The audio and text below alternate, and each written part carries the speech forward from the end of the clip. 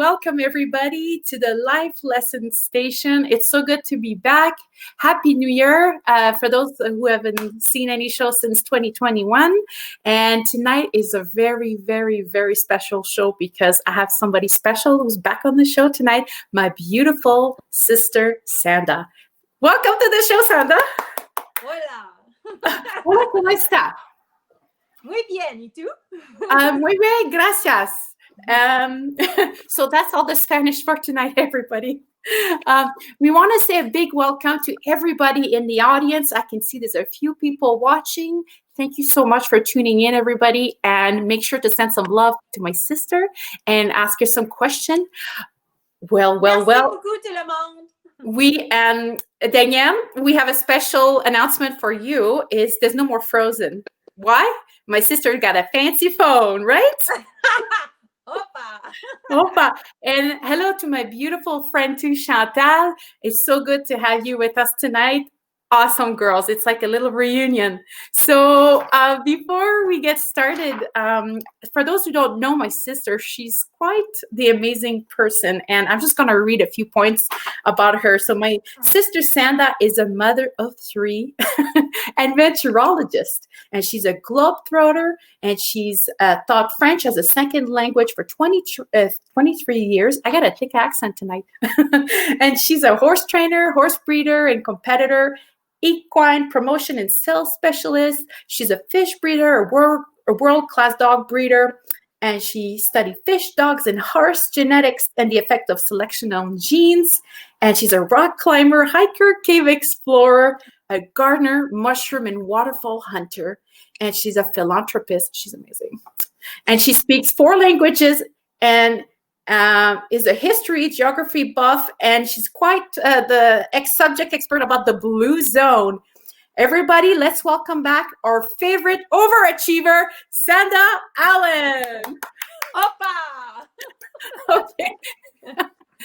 So everybody probably wonders, why did we choose that song, Sanda, that opened the show? Oh, okay, because it's one of the blue zones. So one of the blue zones is a Greek island. So, and we're gonna put the map soon. So maybe I'll just introduce what the blue zones are. I was just gonna ask you that. Oh. What are the blue zone? What is the blue zone? What does that mean? Okay, so where are they? Okay, so that little cheat sheet is really good that you have. So you have Ikaria in Greece. So as we go with the presentation, you will understand why the music, the Greek music, was chosen. So Ikaria in Greece is a blue zone. So the blue zones are 5 places around the world. There might be more, but those are the only ones that have been studied so far. So those are places in the world where people have a tendency to live to 100 often. So there's a high proportion of people that are living to 100 and living healthy to 100. So that's the important part. They're still healthy at 100 years old, and of course many of them go way past that. So they started studying the phenomenon in Sardinia.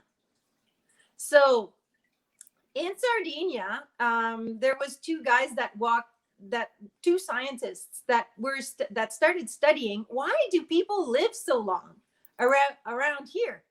So that started the project, very small, and then they went out and out and out, and they started studying more and more and more. And then National Geographic got involved with Dan Buettner. But he's one of the main guys that has been studying and promoting the blue zones, but there's other people as well. So it's not something that anyone owns. It's a scientific study, and there's a lot of research, and there's a lot of people all around the world that are researching that phenomenon. So, and the phenomenon is pockets of populations that tend to live really really old and healthy. So the other places, oh, can you put the cheat sheet back on? Oh, yes. And I'll do that while we look at Chantal's comment. Health, is there healthier soil? Aha. Actually, it may be, but it's not one of the main things. So I'm going to start talking about the things that they have in common. But before I do that, so I wanted to mention, we talked about Greece, the island in Greece, Ikaria. And there's also Okinawa in Japan. So it's Yes. not all of Japan. It's certain pockets of population. And one of them is Okinawa. It's an island, and it's in the south of Japan.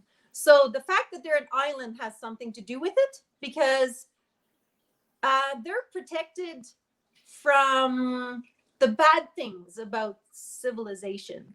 So, and you'll understand some of the zones are isolated.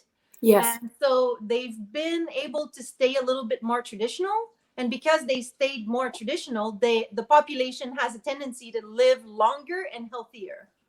Okay, so isolation, because there's one in California, and it's They're not isolated. Yeah, that's a whole, that one is a whole different one. Before I talk about the one in California, I'll just talk about also Nicoya in Costa Rica. So again, it's not all of Costa Rica that's a blue zone. It's certain pockets of population in there. And one of them is Nicoya. Nicoya is almost an island, but not quite. It's a peninsula. And so they're a little bit separated from the others, and they're more traditional, and they're kind of just living a little bit further away from the others. So that seems to be something that helps them. So back to California, that one is the different one from the others. And sometimes we look at things that they have in common, but there's also things that they have that are different. Okay. So, and in California, it's because it's a religious group, and the religious group is promoting the healthy lifestyle as part of the religion.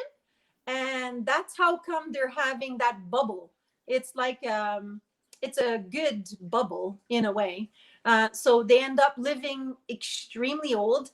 They have one of the examples that they give in the community in California is surgeon, and he keeps doing surgery, and he's over 90. I don't even know how old he is now, but he was well into his 90s, and he was doing surgeries. Wow. So, yeah, so it's really interesting. So if you want, I could start talking about what they have in common, but if you have a question, we can go ahead. Yes. So Chantal's asking if stress is a factor. Huge. I think it is. Sanda prepared some really cute handmade cue cards. Yeah. And we're just actually, Chantal, we're going to talk, stress is one of them. Yeah, and so, it's coming right up. So did you want to maybe start introducing those factors? Yeah, so what I was thinking is I'm going to start by telling all of you the main things that they all have in common, because you must be thinking, well, what do they all have in common? And maybe we could copy what they're doing, and maybe we could live longer, happier, and healthier. Okay, so I made this little cheat sheet. So groups of friends. Okay, and Mohai. Mohai. Or Moai. So the Japanese call it the Moai, but they all have that in common. All the zones. They call it different things, but it's groups of friends that stay together and socialize together during the whole life. And then I realized, woohoo, we're doing that too, because we're all friends. We stayed friends with all our childhood friends. So to all our friends, to our gang, we say gang, but we mean let's give them some love for our Mohai friends. We're like, woohoo, we did something right. So those of you that maybe lost touch with your friends, you know, you could think, well, maybe this is a great opportunity to reconnect. And it's okay if you're far away from each other. So we did an example of how we can all connect together during Christmas and for New Year's. So we all connected with each other, and we were using technology to connect with each other. So those blue zones, they do it in person mostly, but we can copy them. So there's ways that we could copy them. Okay, it takes a little bit of effort, but in a nutshell, if you stay with your groups of friends and you socialize and socialize and socialize, it's actually very good. But now you're thinking, well, what about the virus, right? So you can still socialize even with the virus by using technology. So we're always talking. And the good old telephone. I talk to my father probably 3 times a week. So he's not really feeling lonely, and he talks to you a lot too, right? So there's a lot of ways to still socialize. And then If at some point, anybody wants to talk to our dad, let us know. Send me a message, and we'll yeah, he needs somebody to talk if to. you My need father someone to loves talk to, talking. he would be very happy to Yeah, bite your ear off. yeah. Let me know. So it's the Japanese that do they use the word the moai, but different cultures call it something else. So socializing, and don't worry, you're gonna be able to socialize in real life, and it's that good kind of socializing where you can laugh. Okay, and of course I did my little laughing. Okay, so and laughing is a good way to stay happy, to avoid depression, and to answer Chantal's first question, well, her previous question, the stress. So you want to limit the stress to the least amount possible, and laughing and socializing and having your group of friends, good friends, positive friends, um, those people will help you through life. Yes. And so you want to choose honest friends, real friends, and you can really talk with them, and they will help you bring your stress down, and they will bring your happiness up, right? So now, of course, the stress, sorry, those blue zones, they keep their stress lower by having a healthy lifestyle, gardening, natural exercising, the way that they live their everyday life, going outside, of course, that's what they do. By the way, all the blue zones, they do that. I always repeat myself, but I'm repeating myself again. They go outside. So don't worry, I won't tell you too much about it. Oh, by the way, it has to do with the adventurology as well, right? So I started Adventurology 101 because I want to help people to realize that it's inside all of us. All of us couch potatoes. We can add more adventure to our lives. Okay. Yes. You don't need to be anyone special. You don't need any special talent. You can still just open the front door and go outside. Excuse me. My sister's is got a good idea. Everybody could be an adventurologist. Go check out our Facebook page called Adventurology 101. Thank you. Plug. Shout out. So yeah, so anyway, so there's going to be a lot less stress if you're gardening, if you're growing your own food, and back to the socializing. Whenever you're growing your own food, you're outside and you're exchanging food with neighbors or friends, well, you're socializing. And by the way, eventually during, like, it's not going to last that long, the stay inside your house kind of thing. Well, it's not. It's, being cautious and careful. That's going to dissipate a little bit eventually. So don't worry so much about that right now, and just keep thinking, all right, socializing is a very important aspect, and we can do it outside, going for walks with some friends and doing all those sports. But I'm not going to give you examples of sports right now. That's why I have the adventurology. Yes, so you can do that in all the blue zones. Anything else about the blue zones you wanted to point out on those cards? Yes. So as well as the physical activity. So we have the fruits and vegetables. Okay. So they all eat fruit and vegetables a lot and a little bit of meat. It's easy. You don't have to be a vegetarian. It's okay if you are, but you don't have to be. So eat as much, like eat lots of fruit and vegetables, and it doesn't really matter which ones. They're all good for you, or most of them. I mean, someone's going to say, well, you know, there's an exception. Okay, they're mostly all amazing for you. So you don't have to reinvent the wheel. You don't have to scratch your brain too much. I got to ask, what's your favorite?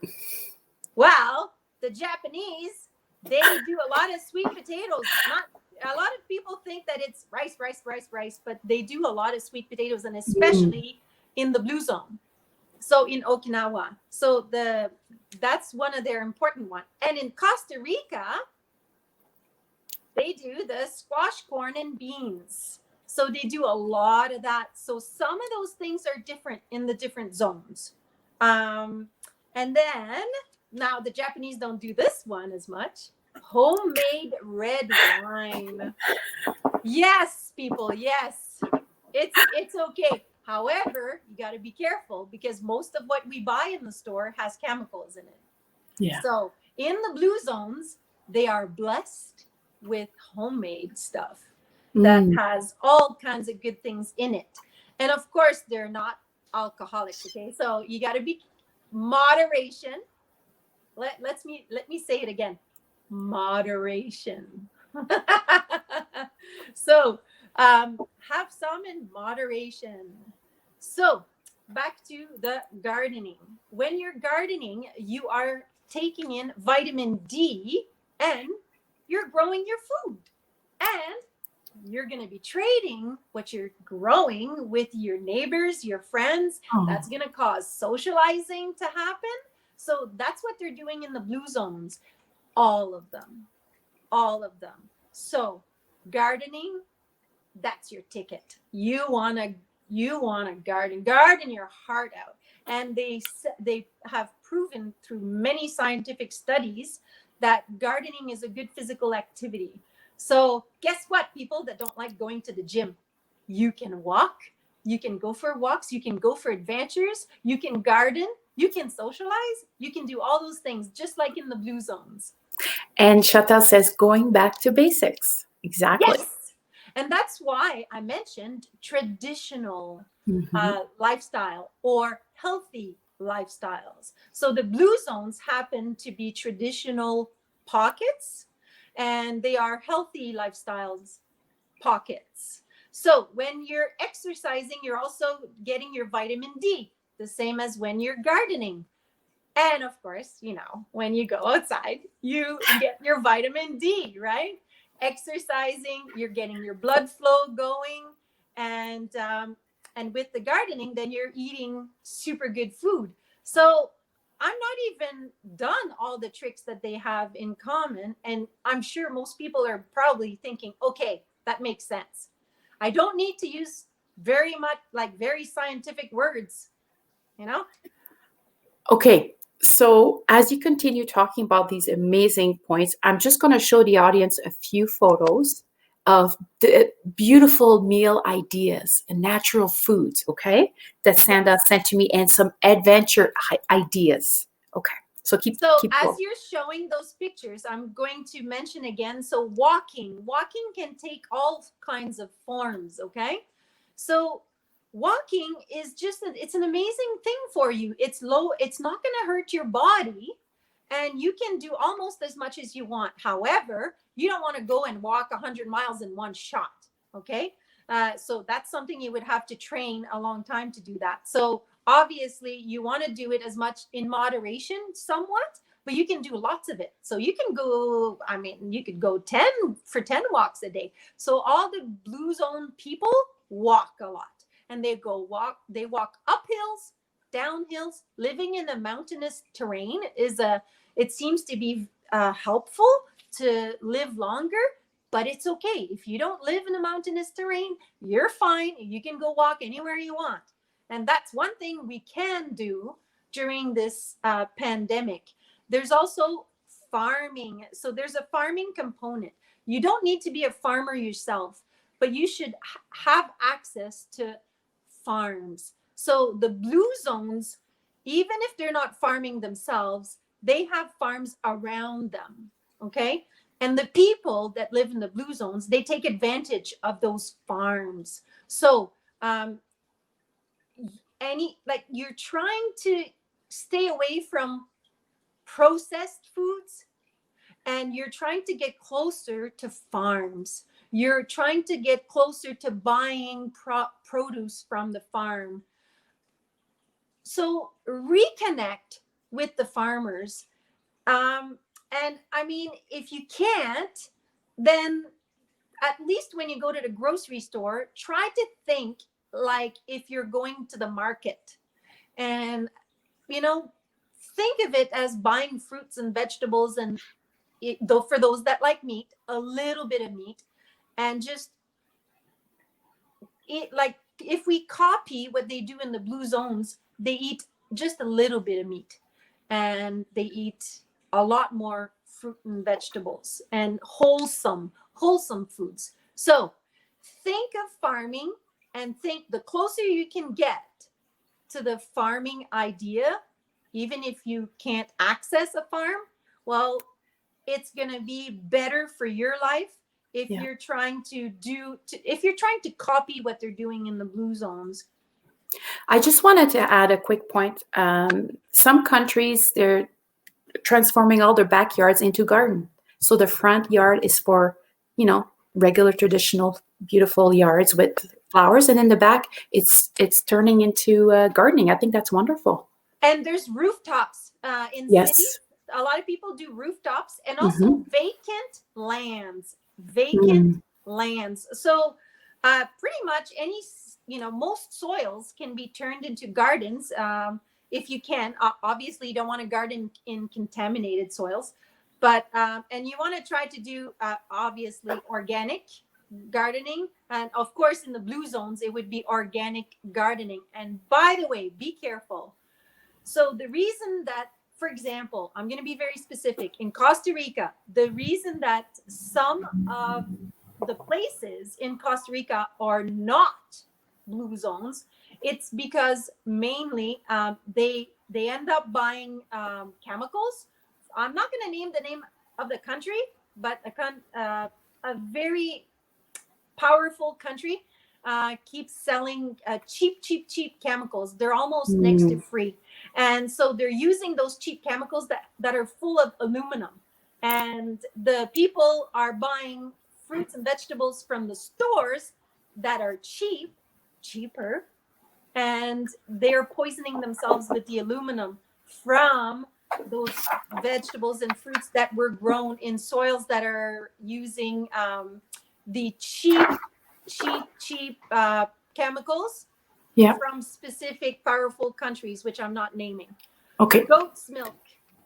So many of the blue zones have goat's milk in their diets. However, Japan is not really one of those, right? So there's differences and there's similarities. So, but many of the blue zones use goat's milk. And for those of you that are lactose intolerant, good news. Goat's milk is hypoallergenic, and you can have it. So, one that is super important, herbal teas. Those of you that are addicted to commercial juices and pops, okay? Sweet garbage. So, there's good news. If you just switch to herbal teas, you're making your life you're giving your life a chance. Yeah. So you can and in the blue zones they do herbal teas. Okay, that one's easy. Herbal teas. So you can replace sugary things that are bought in stores. Stores are going to hate me. So sugary things that are bought in stores. Just drink some herbal teas. Okay. Go crazy. Go crazy. And water. So Oh, water is the key cheers. to many. Yes. Wait. Cheers to water. I get lemon in mine. Mm, Mm. delicious. So water. They did a study in Nicoya, sorry, in Costa Rica. So they analyzed the water, and a lot of those places have really awesome water. And the Greek island has amazing water. It has natural water sources on the island. So water is amazing. And I want to do a shout out to my friends Lori and Lisa Lannon. So they're sitting on a gold mine, and they could be millionaires because they have pure water coming out of the ground Who on you their land. just excuse me, you were just talking about there she is. Hi Laurie. she was just So saying I keep telling them that they're millionaires. They just don't realize it. All they have to do is sell that water to oh people, yeah, and they could become millionaires. land So and anyway, water. but a lot of people, so back to the Nicoya. So they studied the water, and it's alkaline water, hard water. I know a lot of people hate hard water, but it's actually good for you to drink. So that's one of the secrets of the blue zones. It was the water. And so whenever you have a little bit hard water, it puts more calcium into your stomach, and then it goes into your body. And when you're aging, you have a tendency to break your bones a lot less. So I hope people can understand that one. That's a quick trick, Yes. but they did the analysis. And so in the blue zones, they pay a lot of attention to the quality of the water. Yes. And be careful of bottled water. Okay, listen, it's better to drink the bottled water than pop or juice. Okay. But try to stay away from it if you can. So tap water is actually better if you can't do anything else. But of course, having water coming from your ground, natural water, that will probably add 10 years to your life. Just that alone. Wow. Just that. So that's anyway, amazing. water. Remember the water. do you have more points, or can I ask my second question? Oh, okay. Okay. Resiliency. Oh, yes. I call it grit. Yes. Yeah. I agree. Endurance. You know what? I like to say this. Life is not a sprint. Life is a marathon, and you have to build endurance, resiliency, right? Endurance is building resiliency and grit, because it's not always easy, right? So in the blue zones, Mm-hmm. the way that they live, because they're living a little more traditional, they're living more of a healthy lifestyle. They are getting raised in a community that has resiliency. So our modern community, unfortunately, is not doing a really good job on average with teaching the children resiliency. Okay, so now I could spend an hour just talking about resiliency. It's okay. You get 1 minute, and then we have to wrap up. So you know what? So I'm gonna have to go fast because yes, I have. I'll extend the show just a few more minutes, everybody, because this is really important life lessons from my sister. So go ahead, just brief. So anyway, research the resiliency. I'm gonna have to move forward. Okay. So purpose in life. Okay, so ikigai is, again, that's from Japan. However, most of the blue zones all have that in common. So don't worry about what it's called, but purpose in life. Okay, so when I want to compare. So in Costa Rica, they call it plan de vida. But when they translated that, they're saying positive outlook. Again, the word having purpose. However, in French, plan de vida is plan de vie. So having goals, goal setting. You should start setting goals when you're a kid. But how many parents do you know that teach their kids to set goals? Like they just, sometimes nowadays, like they watch TV, they let their kids play on video games, and they don't really talk about goal setting and stuff like that. So that's all I'm going to say, because I want to stay positive. So I'm going to say teach your children, teach yourself, and teach your children how to teach their future children. So, Pass it on. plan de vie, having goals in life, setting goals, and moving forward, and having purpose. And you have to keep doing this until the day you die. So, one of my best friends is 87, he's turning 88 years old. And he still is a Canadian horse breeder. He still breeds horses every year by himself. He's all alone, and he takes care of a breeding farm of horses. There you go. He's resilient. A lot of natural stuff. Yes. Do you think he had problems in his life? Oh, yeah. Yeah. And he even fought in Korea. He fought in the Korean War. So anyway, so that one's super important. And that brings me to this point that I cannot. Family. Everybody thinks, oh yeah, I'm a good family with my kids at home. It's including the elders. Okay. What do we do with our elders in North America, Sanda? So we exclude them instead of including them. Okay, now it's a pandemic. I understand. There's a virus. It's a threat. Can you put this aside for a second? Please, people that are watching, stop thinking about the pandemic just for a second. Okay? Our society, the modern society, has been excluding the elders. That is absolutely our downfall. We need to learn to include our elders. Like I said, one of my best friends is going to turn 88 years old.